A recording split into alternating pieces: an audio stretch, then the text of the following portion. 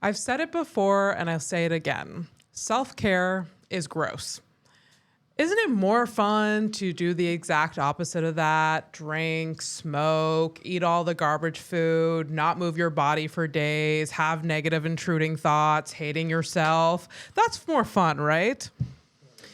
These past 2 years have really been an exploration of self-care for myself. During the first wave of the pandemic, I truly, like a lot of people, gave up. Not that I was taking care of myself before, but I definitely had the narrative of, well, it's a fucking pandemic. I don't give a shit anymore. Give me all the food and wine. A side effect of having my life and all of our lives derailed in such an unexpected way. I think the shift to exploring my self-care happened when I was sitting on my couch one day feeling like a trash monster. I was working from home at the time, and so I probably hadn't left my apartment for days. I hated everything about work and the way I felt. I started to go to therapy every week instead of every second week, which was a sure sign that things were not going too well. Then I read a book about food addiction and self-care that just made everything click for me. In May of 2020, I gave myself a deadline, June 1st. I was going to make some small changes June 1st. I was going to change something small. I was going to start. The funny thing is, these small things became big things. Who knew, right?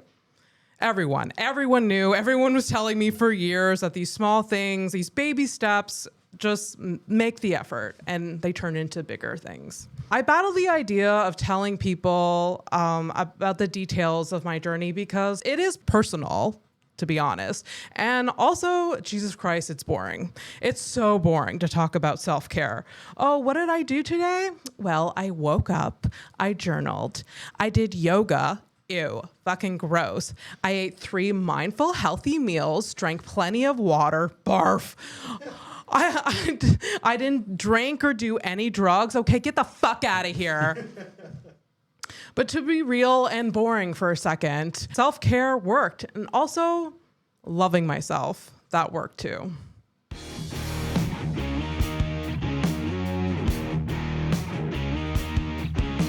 Welcome to House of Stone.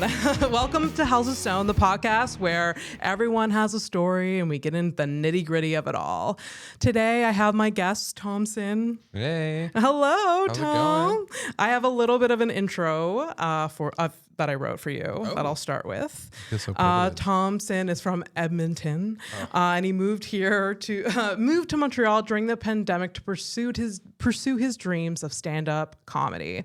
He blows my mind with his talent, and within the first year of comedy, he made Zoofest. He's also the producer of 2 shows, Funny Juice Club and Sinstravaganza. Please welcome Thompson. Hey. Hello.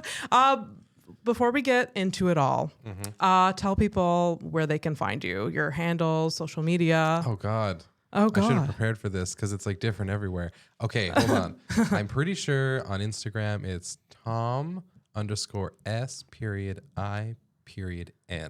Okay. 90% sure. 90%. 90% sure because it's something different on Twitter. Okay. And it's okay. The thing is, they each Are you still on Twitter? Is that platform still happening? It totally is. I haven't used it in a while. Is that still alive? Do people engage on that garbage? Just forget fire? I mentioned Twitter because if you look for me on Twitter, you're gonna see a tweet from like a year ago. So don't do that. Yes. I mean, I remember you and Victoria, one of our comedian friends, were having a race to get 200 followers or something. Which I won. Which you won. Which is a really good, that's good. 200 is good. The first 200 is the hardest, really. That's what they say. Yeah. That's what they say. That's what everyone says. I think I maybe have like 40 followers on Twitter. I don't know. I have no idea. And I even had Twitter before I was a comedian. It was just a place where I just put like stupid thoughts.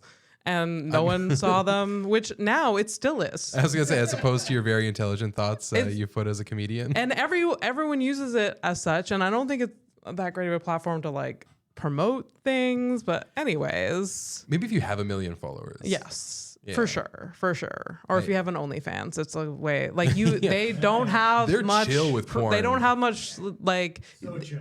They're so super, chill super on chill. those like guidelines on Twitter. Like I fully saw a woman's vagina the other day on Twitter. You can see whatever you want there. Yeah. Fernando's giving a thumbs up on the vagina on Twitter. Anyways, yes. So handles, you find you on Instagram at tom.s. Yeah, That was the one. You actually screwed it up. Just rewind the podcast a few seconds. Tom_S_I_N. Okay. And then Facebook. I think if you just search Thompson, you Just probably Thompson. find it. Yeah. Facebook's easy like that. You also have your photography page Yes, that is true. as well. That is Tom Tom Images. Tom S images. Yes. I don't know why I'm doing this. It's fine. Tom is a really good photographer. Really great. Really fun to see you explore. You're just saying that. No. It's really fun to see you explore that art form because you're very talented. You're a very talented person. Really? Yeah. Okay. It's just see, part of my self-care is just fishing for compliments from people. Oh yes. Yes. Yeah. I mean, that's Please, a way to I don't do believe it. you. I need you to. I hype don't me up believe some it. more. Explain more. Explain more. Go in detail why I'm wonderful. I see it working. Yeah. Yeah. I mean, fishing for compliments, 'cause, I mean, it fills your great. brain with like dopamine. 100%. It's kind of like when you give yourself like positive affirmation. It's like the same sort of like rush of like, that's like one of my I love am languages. worthy. I'm beautiful. Why are you laughing at that? One's like really like a good, like no one like a positive affirmation towards yourself. I feel like that's healthy, but like Yeah. fishing for compliments, It's very that's not narcissistic healthy. and No, not it's healthy at all. No. It's like bullying people into giving you positive Yeah. affirmations. It's like please say the things I need to say or else I'm gonna like die. Yeah. No, I'm not saying it's not the best way to do that. But it does, I think, does the same thing in your brain. That's what I mean. Like the totally. dopamine But or whatever. See, that's the thing is it becomes addictive. Yes. It's like Yeah. if you make the dopamine by yourself with your own thoughts, it's sustainable. But if Yeah. you get it from other people, then you're like, well, no one's complimented me in the last hour, and it's hurting me right now. Yeah. And this is why we do comedy. So we met about 2 plus years, a year and a half ago now. Well, yeah, going on. 2 About a years. year and a half ago. So It you feels came. like longer. It feels like, I mean, I don't say this in a bad, it feels like forever. It feels like we've known each other for a very long time. And I felt that way from the moment we met. And that's a huge compliment. Just fishing for compliments. There you go. believe it. Thank We keep giving to you. So yeah, like you made your way to Montreal in the winter of 2021. It was 2020. 2020, you moved here in the winter of 2020. Yeah. Right. Okay. And then I just see you following me, liking my posts or whatever. We were in like full lockdown here. Too, Full so it's lockdown. like, That was the only way to communicate, right? it's And just make like, hello. and make friends. And I think you responded to an IG story like you do, and you're I like, think it was a thirst trap. It was some kind of yes, thirst it was. trap. It was definitely probably like, a thirst. I was trap. like, yes. I did that a lot when I was single. The blue thing, The blue thing, the blue top. the blue. You know No, specifically what I think was wearing. I'm pretty sure it was the red one with the booby window. You know Oh, what I'm talking- you know the one I'm I know talking what you're about. talking Yeah. about. It's a bralette. Oh, And I okay. am very loose about it being a top too. We really don't know how to spell slut. You're lucky the microphone's not on you, Fernando. You're welcome. It may have been a thirst trap when I was. But who? Yes. This is what How lockdown else? is How for. else are you supposed Yeah. to get compliments? Exactly. Wow, this is unhealthy. We're just like listing the unhealthy instead of self-care. Just lists the unhealthy habits Yeah, but this that is, we this is how have. people are going to recognize, and then they're going to be like, oh, there's got to be a better way. There's got to be a better way. Yeah, absolutely. So you made it here 2020 in the pandemic, and making friends the way we can during a pandemic. So you wanted to be a comedian when you came here. You wanted to try that out. So you made friends online with fellow comedians. Yeah. And then everyone was online doing podcasts and stuff too. So it was easy to. Yeah. And also, so your first set was, this blows my mind. Your first set ever was on Zoom.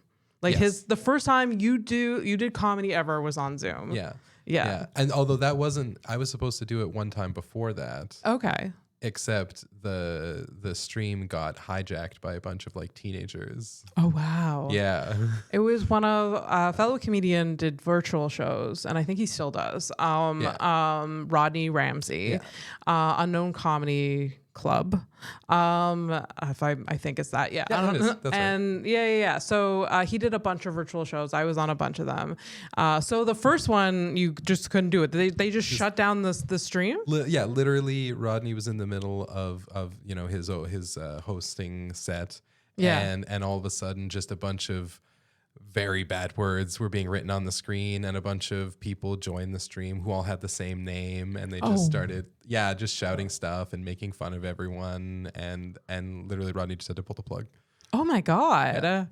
Holy crap. I think I was on the show after that. Like, were you? I remember I heard about it? did his show once, and then I think he told me about that story. Yeah. Yeah. I think he mentioned it like almost every time he did. Like after that, he's like, that does happen. That's It scary. really was It must nuts. have been fucking scary. Like as a producer, like Rodney must have been like, how do I stop this? Oh, I can't. Yeah. Unless I just stop it all. Exactly. And because there was no way to get rid of them. There was no. Yeah. It was Yeah. ridiculous. I mean, I guess it's easier to stop it than a real life show. If Yeah. someone like came in and started like spewing racial comments It's easy to stop it, but like you can't, like in real life you can gain control. Like you can kick that person out, but like online, like once you're compromised, you're kind of fucked. Exactly. Yeah, very fair. Anyway, so you did your first set online. The first real one, yeah. The first real one online. How was that? Oh, it was great because afterwards I just got to turn off the camera and go to bed. Yeah. It's like I didn't have to talk to anybody. Yeah. I mean, how did you prepare for your first set? Oh, I over prepared for my first set. Everyone does. I had every single word written down. Everyone does. 100%. And I just practiced it like a whole bunch of times. And so even though I had practiced it a whole bunch, I still wrote down all the things and I had them on cards like, behind the camera. Yeah. So I could just like look at it while I was going through. Yeah. That's so funny. Yeah. Yeah, that was the thing about virtual shows, and I did that too. I put like my notes, like Post-it notes in front of me because you can't see it. I did like a 30-minute like headlining set, and like I was just like, I'm just gonna put this here. I'm gonna put like my everything in front of me. Like it kind of looks chaotic, but it helped a lot for sure. For 30 minutes, yeah. Yeah, and I didn't look at it that much, but like it was such a security blanket that you don't really get. That was the thing, though, is I felt it becomes easy to like rely on it. Yes. Yeah. Oh yeah, for sure. Yeah. For sure. And then it's when I actually want to like have a set that feels it feels more fluid when you just have it like off the top of your head, I find. Yeah, for sure. How many virtual sets did you do that winter? I think I did at least like 3 or 4. Okay. Yeah. That's decent. That's good. Something like that. That's so good. And your first set ever in person, I was there. Yes. I was there. It was at Brass Door Pub down on Crescent Street in Montreal. And open mic Sunday. And you were so relaxed and chill. I'm shocked that it appeared that way. I remember like I made a point to go because like in between like seeing you virtually and then like your first actual set, we had become friends. And I was like, I have to be there because it blows my mind that your first set was like online and then and you were so relaxed and chill and you did super well. You did super, super well. And I remember being very angry at that. That's fair. Yeah. I get angry at me when I do well or bad. Like, you could have done better. But in between like me seeing you online and like you doing your first set, we did meet. We started talking online, and then for some reason I was like, I can trust Tom. We can meet in person. Just come to my. It was raining that day. We're gonna meet in the park. Yeah, we were gonna meet in the park. We're gonna meet in the park, and I was because you got to be careful, and it was raining that day. And you're looking at me weird. It was raining. Fernando was looking at me weird. And it was raining that day. And I was like, just come to my place. Come over. Let's not reschedule. Just come over. And we ended up chilling for 5 hours that day. Do you remember that? Yeah. You brought over a pizza. Yeah, I brought over a pizza, not knowing that you would not eat any of it. And I would have to take on the burden of eating the entire thing myself. The true burden. I know. Yes. That was the thing about like, I mean, for listeners, I don't eat dairy and I don't eat bread, just dietary restrictions. So this very generous friend comes over and is just surprising me with the pizza, and I'm like, sorry, but you enjoy. Oh no. And you just had to watch me like. It was, I mean, I'm glad you enjoyed it. It looked delicious. It was pizza. I assure you, it was not as delicious. It was not delicious. We were talking about that this afternoon, is that like Fernando and Mike get pizza all the time. Yeah. And every time there's like, there's so many pizza places in the city. Just order good pizza. But at least like you know what you're gonna get. It's consistency. Exactly. It's consistency like McDonald's or something. It's like you know what it's gonna mediocrity. taste like. Yeah. You know, but if you get to know different and better like pizza places, you know the consistency is there as well. I don't know. Okay. This is actually a great segue because like the human brain or whatever, it prefers consistency over change, whatever it is. So if you're used to having that, like trying something new is like, I don't wanna. Yeah, no, for sure. I mean, that is a good segue. Thank you. It is a very good segue, because the reason why I brought you on this episode, I mean, first off, like the first few episodes came out of House of Stone. The millions of people listening to it. They should be thankful. The billions of listeners, all 50 of them, they really liked the episode of like we talked to Eva about like weight loss and like taking care of yourself. I got a really good response over that and how like honest we were. And you and I have both been through like a self-care journey in the last like few years, and we talk about that a lot. And how it's definitely been a journey and it hasn't been linear at all. Ongoing, yeah. So I just wanted to dive more into that topic, like because like what I said, you've been through a journey as well. You've lost some weight in the last few years. Yeah, a whole bunch. Yeah, so can you tell us about how you got there, how you started? How I got there and how I started. Oh, geez. Okay. Well, I think it really started turning around when I got into intermittent fasting. Yeah. Yeah, because I was over 300 pounds. Yeah. And I started doing that, and it started going really well. Okay. Like it just started dropping off, and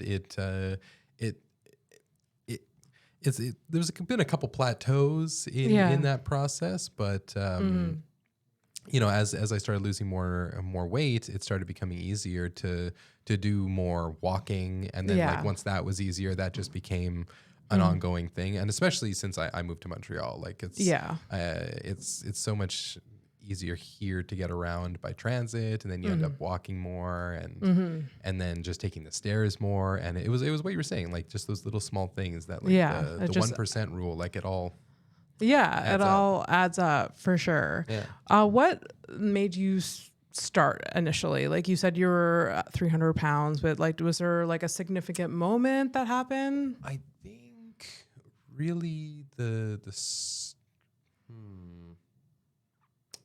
there were a couple starting moments. Like I went through like a rough period around like 2018, and I had started therapy. Yeah, that's therapy will do it. Therapy will help. Yeah. That definitely prompted it. And then I had a huge number of crises, which I think we're gonna touch on later. Okay, a huge number of crises. Is that what you said? Crises, yeah. Yes. Yeah, around in 2020, prior to COVID. Yes. This was a whole thing. Yeah. Which really kind of made me reassess a lot of just my life and things. It was one of the big ones is my best friend died very young. Yeah. And so it kind of makes you realize just how short life is. Yeah, for sure. Yeah, and you want to live it to the fullest, and you want to be happy for sure. Yeah, and and that speaking of self-care is it makes you grateful for what you have. Yeah. Yeah. And realize that part of that is taking care of what you have, and Yeah. this. For sure. That's so nice. Yeah. Yeah. And I mean, you definitely you came to Montreal and all you had was yourself and and so one bag of luggage, a backpack, and my computer bag. Yeah. So I think it was so important that you were going through that journey of self-care at that time because so easily it could have gone a negative way. Oh yeah. Because you're here, you're away from your friends, your family, everyone. Yeah. So what do you do on the daily now to take care of yourself? Well, I read a lot. I read a lot of self-help books and things like that. Really just trying to work kind of from the baseline of sleeping well, eating well, and exercising. Yeah. I feel like that right there is just your bedrock of it. And that's still an ongoing thing. There's still those, temptations to, oh my God. So I was at a wedding this past weekend. Yeah. This wedding has ruined me for all weddings. Why? Forever. Because it was so fun? Because it was so good. Oh, wow. And I just mean the amount of food. Okay. And they had for dessert, they had just had a Mr. Puffs cart there. They had a bunch of what there? Shit. Just a Mr. Puffs cart. You can just get as many Mr. Puffs as you want. Was it a Jewish wedding? Italian. Italian? Yeah. Yeah. It was fucking wild. And they had so after the ceremony, it was okay, we're just going to have some snacks. You have some snacks. And their snacks were here's an entire table of meat, an entire table of bread, an entire table of cheese, an entire table of sushi, fucking spanica pita, all over. And it was marvelous. And then dinner, which was pretty good. Oh, that wasn't dinner. Then we sat down and they were just snack time. Yeah, here's steak and lobster. Steak and lobster. Steak and fucking lobster, yeah. Shit. Yeah. Okay. And then at 10 p.m. they're okay, here's pizza and a poutine cart and Mr. Puffs and a table full of cakes and a and okay, the whole reason I brought this up is that it's it's so easy to fall into those just wow, I'm just gonna eat all of this pattern. Yes. Yeah. Don't worry about it. Yeah. We just all of your good healthy choices out the window. Yeah. Open bar. Jesus. Oh my God. But I feel you need to, when you're at a wedding like that, it's just okay, let's indulge a bit. Tomorrow's a new day. That's exactly it. But what I've learned in my journey is that make tomorrow a new day. Don't let that fuck up a month, 2 months. I used to do the stupid okay, January 1st it's a new me. And then 2 weeks in, have a craving for something, indulge, and then we'll start again February 1st. And then go a few days, and then it was you know what, we'll start again after my birthday, because it's February 1st, might as well just be fine until at the end. My birthday's in March. Your birthday is the new year for you, right? That was yours. So you have those rationalizations, and then you're in the summer. You're well, I want to have a good summer. Yeah. So I'm gonna just try again next year. Exactly. Yeah. So I went years doing that in my life for sure. But I actually indulge or whatever. Have a drink, have several drinks, but just make the next day like, you know, go back to your good habits the next day. It's so easy to lose them. It's so easy to lose them. So you asked me, like, you know, what do I do daily to do stuff? I had past tense like a daily yoga habit that I've been doing since I got to Montreal. Like I started it and I was so fucking good about it. Yeah. And then I think I had COVID and I was sick, and I had like a sore throat. Like I felt sick for like most of June. Yeah. And so I kind of just let it drop. Yeah. Haven't picked it up since. I know it's really, really, really easy to lose it. And they say like, oh, you can get a good habit in like within 90 days. Yeah. Like I've had habits for 90 days and they went away. Yeah, they totally did. Just very easily. Like I get too, like I did yoga like every day, and then I went to Austin in August and have not unrolled my yoga mat since.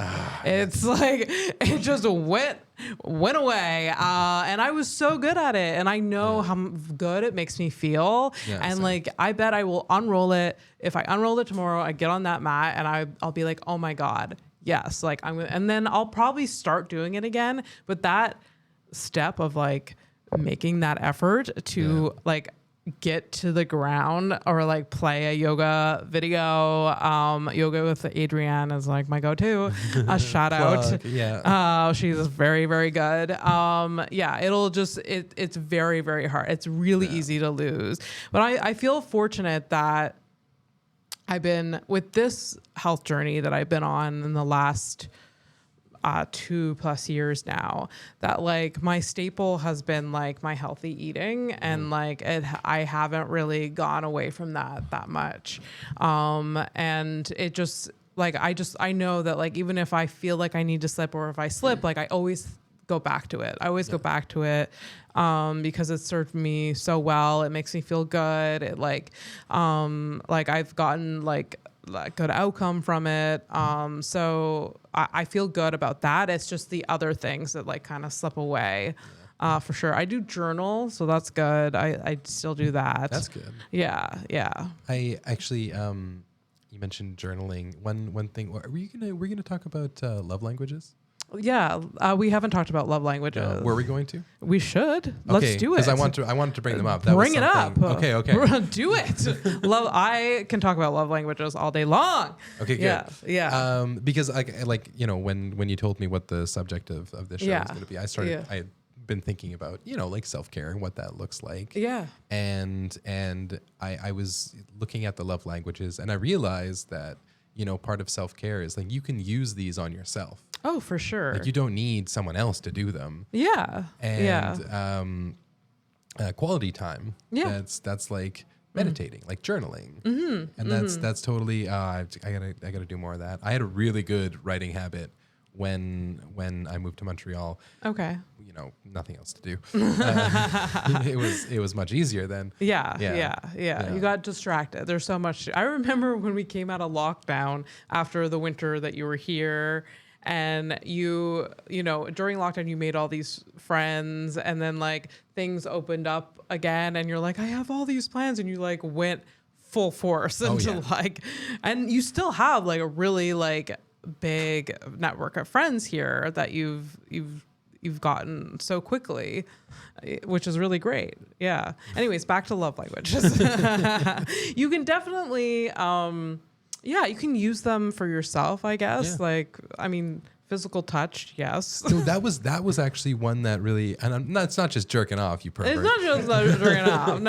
No. There's like self-soothing. Yeah. Like, because I was doing that one day, like I noticed myself doing it, and then I was just like, oh shit, this is a love language that I'm doing right now. Yeah. And then I realized that like, you know, I was doing the words of affirmation to myself too. Like, like the way I was talking to myself. Yeah, buying yourself gifts. Oh, 100%. Always nice. Oh yeah, we all do that. Fernando, you buy yourself gifts. He rolled his eyes. That's what I'm called. He just like, the Amazon packages come to both we live in the same place. Yeah, I get packages, but that's it. I don't fucking jerk off to it. I don't believe that. I don't believe that at all. I want more packages. I don't give myself shit. I like, I don't know. I need to get, I don't know. There's so many things I want to give myself, but like, I need an excuse. Yes. The excuse You don't is need an excuse. self-care. You need to love yourself. What I do now is I loan my friends money. I loan my partner money, right? When they ask for money, I'm like, okay, I'll give it to you, but like, don't pay me back. Let it accumulate and then buy me something I want.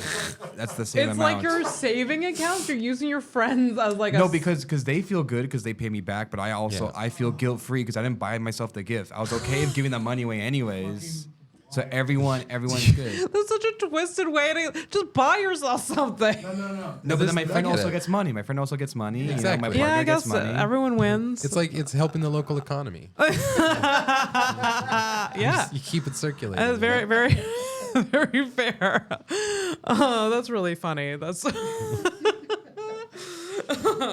I feel like I'm off topic. I was gonna say, was that all the love languages? I think. Well, there's words of affirmation. Yeah. There's physical touch. Yeah. There's quality time. Yeah. Gift giving. Yeah. There's a fifth one. Yeah, what was the fifth one? Spanish. Spanish is the fifth one. And Spanish, obviously. Pardon? It is the language of love. No, wait, no, that's French. Words of affirmation. Shit. Oh my God, it's gonna bother me. I know. We are going to figure this out. Words of affirmation. And we're not quality time. It's always the quality time, physical touch, gift giving, and see. I feel. Oh my God. Okay. Acts of service. Acts of service. Yeah, Acts of service. There you go. Thank you for your service. Joining the military. Yeah. Oh God. Yeah. But no, that's another one. Acts of service, like, cleaning up your fucking apartment. Yes. That's self-care. Yeah. Yeah. You deserve to live in a place that doesn't have garbage on the floor. Yeah. And that's how you show yourself, you know what? You're all right. Yeah. I love you. Yeah, it's true. I mean, I've never really thought of it that way, that like all of these. I had neither. All of these love languages, like you use on yourself for sure. Yeah. I mean, definitely. I mean, if I think about it, I definitely do I try to do all of those things to take care of myself. Yeah. I definitely exercise. I try to exercise to take care of myself. I definitely exercise out of like a reaction to stress instead of like a proactive. Yeah. So like, anyways, I'm not proactive with that. No. But what are you laughing at? It's because I see you run out of the apartment. Oh yeah. I need to go for a walk. Yes. Oh, it's a stress. I need to get some. Yeah, it's a stress response. Just like, but I used to be more proactive with it, where like I used to just like do yoga every morning, and then like my stress level wouldn't get to that point where now it's like my stress level is at the point I'm going for a walk. Reacting but to at it. least Yeah, I don't, like I don't have negative habits, and like I used to have negative coping mechanisms for all of my stress, like eating too much, drinking a lot, Drugs, sex. yes, reckless sex. Yeah, so at least I have that. I feel fortunate that I have that now, for sure. Reckless sex? Reckless sex and more positive coping mechanisms. Yeah, there we go. Yes. Words of affirmation. It's okay. It's okay to be a hoe. Yeah. Well, I'm glad you had fun at the wedding this weekend. It was so much fun. That's so cool. It was an absolute blast. For your friend. And you brought your new girlfriend. Yes, I did. Yes, and was wonderful. that's cool. We had a great time. We won't dive too much, and it's a new girlfriend, and we don't want to talk too much. No, I wouldn't want to scandalize, because I know they're going to listen to this. Okay. I do want to get into like the topic of kink after. Oh, okay. We can totally do that. Yes. We will scandalize people in other ways. Yes, exactly. 'Cause that's also self-care. Yes, it is. Absolutely. Okay, let's get into it now. Why not? All right. Yes. Do it. Okay. So I want to title this episode Self-Care and Kink because when I first met you, I didn't know that I don't even know how to like talk about it. I truly don't. I say this embarrassingly. I'm very vanilla, and like This is true. But vanilla, it does as Vanilla's well. the new kink. Come on, It's everyone. the new kink. Okay, vanilla's the new kink. I support it's that. trad kink, you know. Exactly. Yeah. So when we first started becoming friends, you like told me about this community that you're a part of, this server, like Bunch of online Montreal perverts, yes. group or whatever. What? Montreal perverts, yes. Yes, perfect.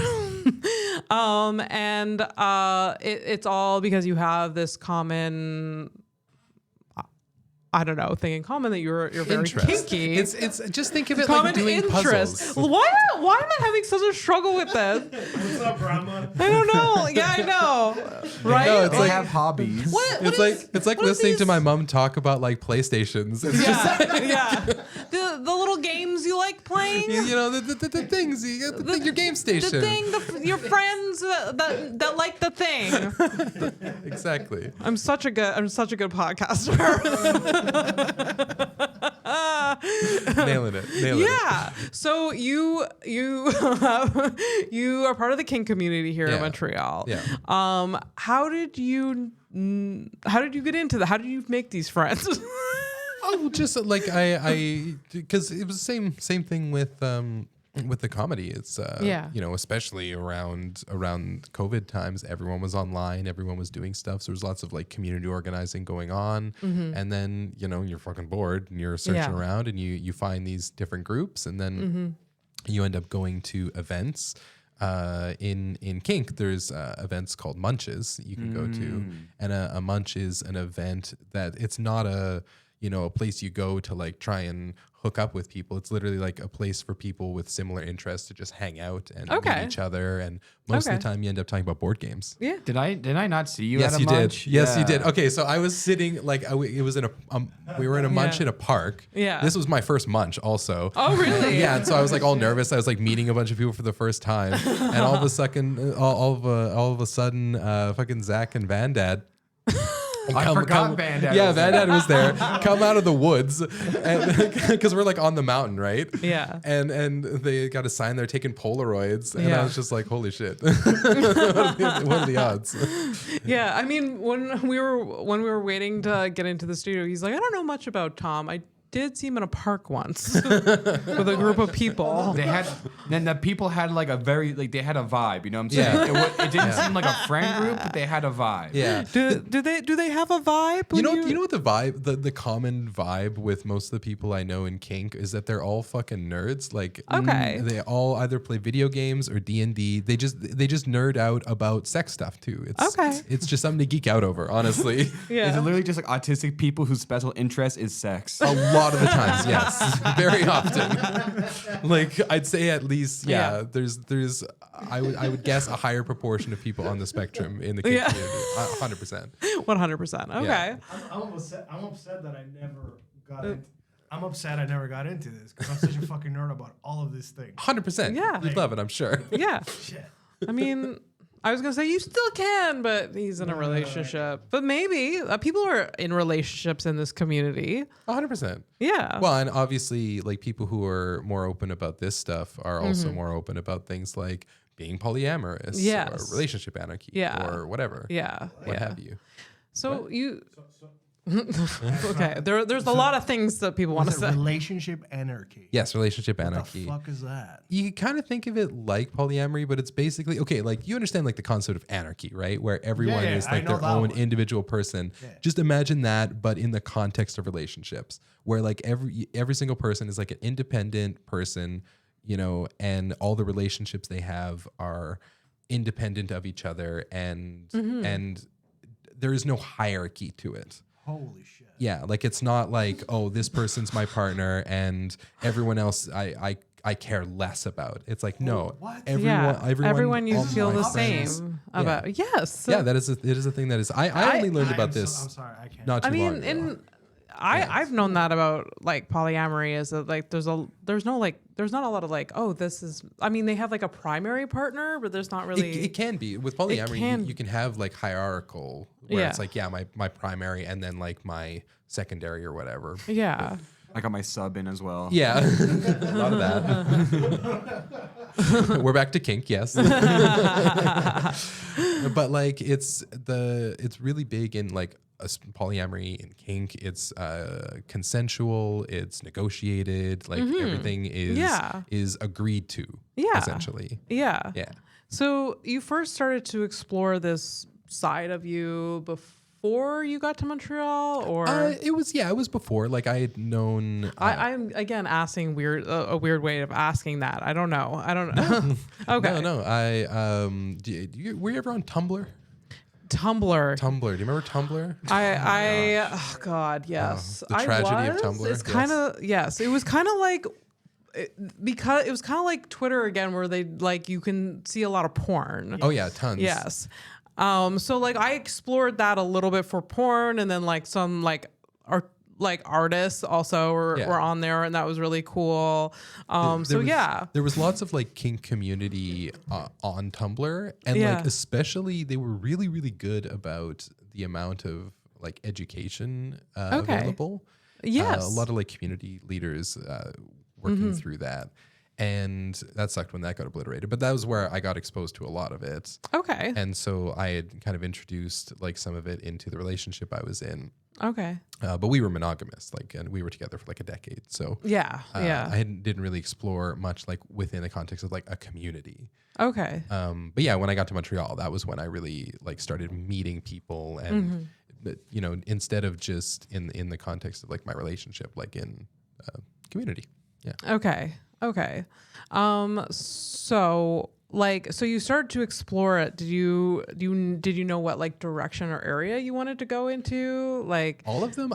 You wanted to explore like a bunch of them? Yeah, I'm like that with you may have noticed I'm like that with everything. Like I like to try everything. Okay. Yeah. Okay. Like I it's the ADD. Like I'm just like, let's try this. Let's try this. Let's try this. Okay. Yeah. Okay. Yeah. Is there an area that you're really liking right now? Yeah.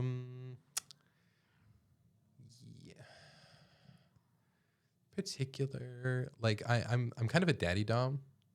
Into what? So like I tend to take on like a caretaker role. Yes. Yeah. Oh, daddy dom. Yeah. Okay, I didn't hear the daddy part. I heard. Yeah. I know what daddy dom is. I'm not that vanilla. Well, just making sure. You looked at me with a quizzical look. I just didn't hear the daddy part. It was Fair. just like, daddy dom. Like that's what I heard. Okay, no, I know what daddy dom. Okay. Yeah. And I don't know if that was a choice on my part or just what I get cast in constantly. Okay. Like, and I mean literally cast in. Like when I was in plays in high school and they were like, "You're the dad." I'm like, all right. Sure. Why not? You're the dad. Yeah. I don't know what this says about me, but I was cast as the dog a lot. Or the pet. You're loyal. You like to pee on things. You're those people in Pride who wear like those dog face masks. Yeah. Oh yeah. The pet play people. Yeah. We there in NDG there was this guy in the middle of the pandemic that wore one out in public. Oh, really? Instead of like an actual mask, he wore like those dog face, like those leather whatever. I'm like, oh, Yeah. this is his Yeah. is his time to shine. It I really guess is. like obviously people looked at him strange, but he was just like, I don't care. Like I'm hard as fuck right now. yeah. Say something about it. Yeah. Exactly. The leather. The pet play people are really fun.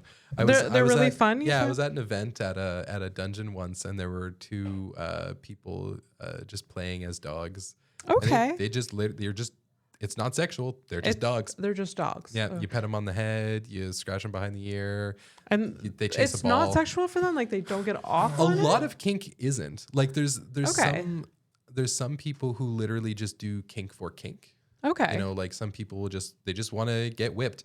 It's kind of like Yo, I know people like that. Who Oh, like, totally. Who, for some reason, it like there's like no sexual aspect to it. Yeah. It just find it comforting. yeah. Oh yeah, yeah. It's almost like, well, there's some people who engage in what's called spiritual BDSM, oh. where it's like ritualized. Yeah. It's just called being a bitch.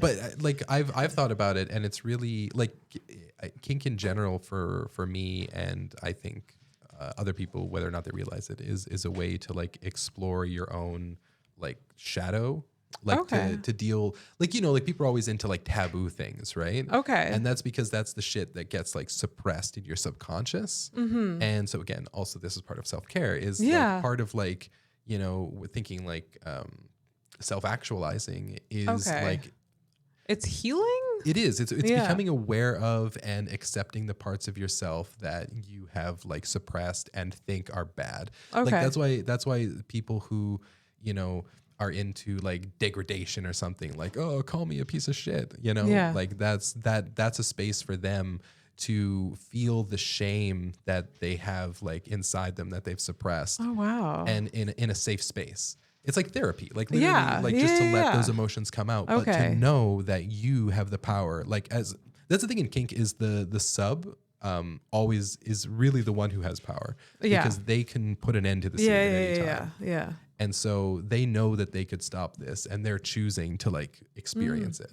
It's so interesting, and it makes a lot of sense. I've never thought of it that way, that it's like a healing, and like you're just like kind of uncovering things that you've suppressed for, and like I'm sure there's this whole like kink journey that you go through, just like self-care journey or like self-love journey that you go through, just like your interest evolve over time, I'm sure. Yeah. Oh no, there's some people like in the community who do some like wild shit. And I'm just like, I don't know if I could ever do that. And I'm like, maybe. What's the wildest shit you've like some heard? people like you know, do stuff with like needles, like branding. I've seen, not in person, but like pictures of people like, you know what shibari is, like where you like do rope ties and stuff. And you can do suspensions where people are like hanging from the roof, and they do suspensions with like hooks in their skin. Oh, I've seen that. Yeah. And like that is some like wild shit. Yeah. Like, but the thing is, the people who engage in it safely and properly are very, very skilled at what they do. Yeah. Like very, very fucking skilled. Is that kink anymore? That's just a talent. That's in all honesty though, a lot of like the activities that you do in kink are a talent. Like I think a lot of the like the role play and aspects, that's I took improv classes, you know, like, and that's I had an idea. I'm like, oh, I should just run like a kink-based improv class that learning how to dirty talk, or like kink-based improv, the only place you actually can say no. Love that. Or like, you know, oh fuck, I've seen like people with like floggers in each hand who are just like and or even just doing shibari. Like I've done rope stuff, and it's like it's a real skill. Like it's I remember once I was at your place and you were just like, I learned this new knot or whatever, and you were like, you showed it to me. I was like, that's really cool, Tom. I'll never know. I'll never learn like use this. I don't know. Maybe. I mean, that's so interesting. I like the connection between self-care and that. That's really interesting. I really think it is. And you know me, like I'm really into like meditation and things like that. And I think a lot of things in kink can be very meditative. Like even like when impact play, when you're getting like hit by something, like it's really bringing you like into present moment awareness and the sensations in your body, which is what meditation is for. Do you get to like explore your creative mind? 100%. Yeah, yes. right? 200%. Yeah, like people have all like role play and stuff like that, for sure. I mean, you're a very creative person, so I kind of see like why you kind of gravitated towards that. I mean, I know you as a comedian, as that type of like creative. None of my comedy is perverted at all. Oh, it should be. That was sarcasm. Literally, my first set, I think like the entire thing was about me jerking off. That's true. That's true. That's a good joke. That's pretty vanilla for stand-up, though. Yeah, that is true. That is a good point. Yeah. It was just, write about what you know, and it was pandemic, so all I was doing was jerking off. Yeah. Yeah, for sure. Speaking about comedy, you've been at it for a bit. What inspires your comedy?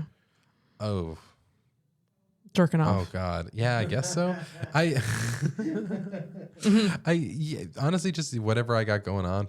Yeah, for sure. I mean, that's been the answer most people Yeah. have given, for sure. It was just like my life. I think it's just unless it's relatable, it's not, Yeah. you know, like I don't know. But then again, some things that are totally absurd. Honestly, it depends on the day. yeah. Yeah. Yeah. It just depends. Yeah, depends how much sometimes weed you I've been just feel smoking. like being absurd or like dramatic, and like Yeah. that. There's an interesting joke that comes out of that, for sure. It just like comes, yeah. It just comes to me. That's the. I'm really bad at actually sitting down and trying to write things. I think a lot of people are. Like, I was at a family reunion this weekend. Oh God, I was at a family. No, it was fine. It was like, it was good. It's just people did ask me about comedy, and they're like, "Oh, do you like? How often do you write? Do you write like all day long?" And I'm like, absolutely not. Like, I don't like things. I just live my life, and then like I'll jot things down, and then like that maybe will turn into something, or may be nothing. I might live in my notes app forever. Yeah. I got a lot of that. Yeah, people are very intrigued by like the process and like what inspires us, because I think it's very like comedy is very unique, and like common people, the common folk don't really know how we do it. No. So yeah, that's why I like asking that question, because like I literally get the same thing. It's just like just my life, just Whatever. Yeah, exactly. Whatever I happen to be doing that day. Yeah, Whatever tickles me. Yeah, exactly. You should write more jokes about kink, I think. Like, combine everything. That's a great idea. Yeah. What I realized before I started doing stand up was that like I was already doing comedy every day to whoever would listen. Oh, absolutely. Just like, Absolutely. why don't I just put this together? Yeah. And stop harassing the people at Subway. Oh, for sure, for sure. I mean, I was at a family reunion, like I said, this weekend, and it's just like it was very obvious, like, oh, like there's jokesters in the family, and I just used that like to my benefit, like, or I just propelled that in my career. Just like we're a very sarcastic bunch, and then there's different dynamics, there's different people, but there's a handful of us that are very sarcastic and funny, and I get my sense of humor from them for sure. Like my mom isn't that funny, but she has time. She knows the comedic timing. Yeah. She's like, oh yeah, like she'll have a comment or stick in some sarcastic thing. So like, yeah, like I think I get my comedic timing from her for sure. Definitely not from my dad. That person's a dud. No. I'm kidding. He's got the money. Yeah. I hope the microphone didn't pick that up. Fine. It probably did. It definitely did. I can hear it. Yeah. Before you came to Montreal, were you always a creative? Like, were you like as a kid? Did you write? Were you part of plays? Yeah. Oh yeah. Lots of that. I did lots of drama in high school.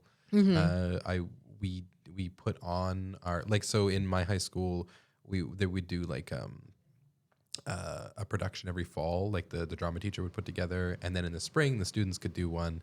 And so I had done a couple of those, and then when I was in, I guess it's different in Montreal, but grade 12, it's the so last that's like one. our CEGEP or whatever. Exactly. CEGEP is high school. I'm sorry, Montreal. CEGEP is high school, basically. It's just a more expensive version of high school. It's actually cheaper. Pardon? It was cheaper than my high school. Really? Yeah. Okay, you went to I didn't pay I went for to public anything school. in high school. You went to a private Public school. You went to public and you still paid? Well, it was like $60 or whatever. Like a semester. I mean, CEGEP was more than $60. It was like $200, but Okay. like considering it's just like whoa. Yeah, It that's felt true. cheaper. Is it still that cheap? Shit. That's nothing. Yeah. So you were part in plays and in grade yeah. 12. And in grade 12, we made our own. Like me and a couple friends, we wrote and directed. And this is just like classic over ambitious me. But like every other year, it was like, oh, they did like a short 1-act play, and we're like, no, we're going all out. Yes. We had a 2-act structure. We had sets that we built. Fucking the whole Nice. shebang. It was like Twisted Fairy Tales that we did, like Roald Dahl. We adapted like Roald Dahl stories. Oh, that's so cool. Yeah, it was lots of fun. And then I did some other stuff. And in uni, well, my degree's in communications, and I did like lots of creative writing in that Okay. too. Okay. And drama classes. Yeah. And yeah. No, Okay. I'd say I've In your always been on adult the- life, did you have a creative outlet? No, Like I was not terrible. Well, in, I do music too. Okay. Just not consistently enough. So it was really only when you got here that you pursued like arts, like Yeah. as like to like present it to other people. Yeah. okay, that's amazing. Yeah. That's so good. This is again getting back to my best friend dying. Yes. It's like, well, I may as well do something I like. yeah, You know? for sure. For sure. Well, we have to wrap up soon, Yeah. but we'll get into the last question, which I Okay. think is related to what you were just saying, Okay. is what is the hardest thing you've ever been through? Oh yeah, that was like oh god. So just like prior to COVID, like end of 2019, my marriage ended. Yeah. So that was really hard. Yeah. And then like 2 months later, my best friend, who was my cousin, who was like the best man at my wedding, died very suddenly. Yeah. And then COVID happened, and it was just like One all after the of other. that, one after the other, and it was just absolutely devastating. And I had a lot of time to just sit and think about it. Yeah. Oh my gosh. Yeah. Of course. Yeah. Oh my. What did you? Well, World of Warcraft had a double experience event going on. so you know, I smoked a lot of weed and checked out a lot for a little while. That was very handy. But then at some point, you know, I just, you know, realized I needed to take control of my life and get out of a lot of the, you know, like you get habits. We're talking about habits, Yeah. and I feel like it's easier to change habits if you just blow up your entire life first. It's true. Just burn it to the ground. Like, and the thing is, I had no reason to stay in Edmonton. Yeah. I did. Like, my family's there, sure. That's no reason to Great. stay anywhere. Yeah, that's just what I'm saying. Like, No. I'm not. Okay, sorry, mom. I'm not gonna base my life around where you No, live. you shouldn't. Exactly. Yeah. Although she probably would disagree, but like 100% she would. for sure. Hun- For sure. yeah, but no. like deep down she wants you to be happy, and this is what Exactly. makes you happy. Yeah. Exactly. Yeah. And so yeah, I wanted a fresh start. I wanted to try different things, and so yeah, that really led me through that. Okay, great. Well, I'm so glad you're here. Well, thank you. I think like, I mean, I hate the expression like everything happens for a reason, but like, I mean, those hard things happen, and then you decided to like kickstart your life, and Yeah. good things have happened. I could have just started doing meth. Yes, for sure. That would have been a choice. Yeah. Yeah. Absolutely. Yeah. I mean, yeah, you could have definitely. Then my next question that I end with is, what is the thing in your life that you're most passionate about? Ugh, this question I was dreading. But really, as we were talking about this, I realized it is like self-improvement, like Yes. working on stuff, like learning to take care of myself in the best way possible. I think I really am passionate about that. Yeah. Yeah, I can see it. I mean, every time we get together, you always tell me about like whatever book you're reading that like was very informative, and what you're doing to like help yourself. And in just a year that we've known each other, year plus, like you and I have both like changed tremendously. I'd say so. And it's a good thing, and we've grown so much, and like where we were like a year and a half ago till now, like so much good things Yeah, have it's nuts. happened, and like making ourselves a priority and taking care of ourselves really is what leads to these good things, these 100%. positive things, our relationship, our, you know, doing like our career, just having success in general. You need to take care of yourself first. 100%. Yeah. Because no one else is gonna. No one else is gonna. Yeah. Well, thank you so much for being here. Oh, it's my pleasure. You're a delight as always. I love you so much. Love you So thank you for listening. Thank you to our funders, our sponsors, Pantelis Studio, Zach Kick on the ones and twos, Fernando, our social media manager. Like, subscribe, follow. I have a Patreon. Go subscribe to that. And thank you so much.